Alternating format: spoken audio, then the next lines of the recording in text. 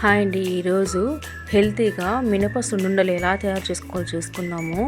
పిల్లలకి పెద్దవాళ్ళకి కూడా చాలా హెల్తీగా ఉంటుంది.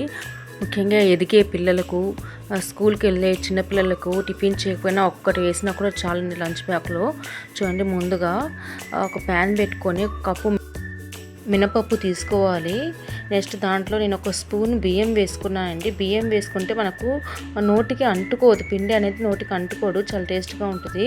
నెక్స్ట్ ఒక స్పూను నెయ్యి వేసుకొని నెయ్యిలో బాగా దూరంగా వేయించుకొని పక్కన పెట్టుకున్నానండి. చల్లార్చే వరకు చల్లారాలి, అందుకని పక్కన పెట్టుకొని మిక్సీ జార్ తీసుకొని ఒక కప్పు షుగర్ తీసుకోవాలి. షుగర్ తీసుకొని ఇలా మెత్తగా పొడిలాగా చేసుకోవాలి.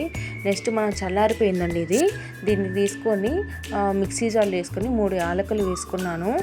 వేసుకొని దీన్ని కూడా మిక్సీకి పట్టించి చూడండి మెత్తగా ఇలా అయ్యేలాగా చేసుకోవాలండి. నెక్స్ట్ ఇదంతా ఒక బౌల్లో వేసుకొని ఇందాక మనం తీసుకున్న చక్కెర పొడిని కూడా, షుగర్ పొడి మనం షుగర్ అని తీసుకోవచ్చు, లేకపోతే జాగిరి అని తీసుకోవచ్చండి.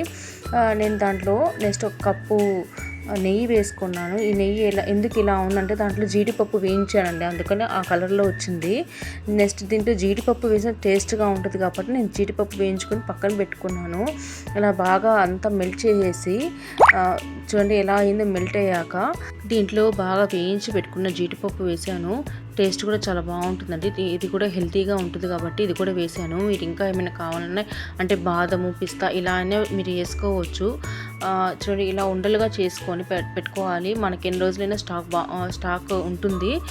అంటే చెడిపోని వస్తువు కాబట్టి బాగుంటుందండి ఇది. మీరు ఒకసారి ట్రై చేయండి. మరిన్ని వీడియోస్ కోసం నా ఛానల్ని సబ్స్క్రైబ్ చేసుకోండి. మీకు ఏ వెరైటీ కావాలన్నా చేసి చూపిస్తాను. మీలో ఎవరికైనా ఈ వీడియో నచ్చితే మీరు ఒకసారి ట్రై చేయండి. ట్రై చేసి మీకు ఎలా వచ్చిందో కామెంట్ చేయండి. ఈ వీడియో నచ్చితే లైక్ చేయండి.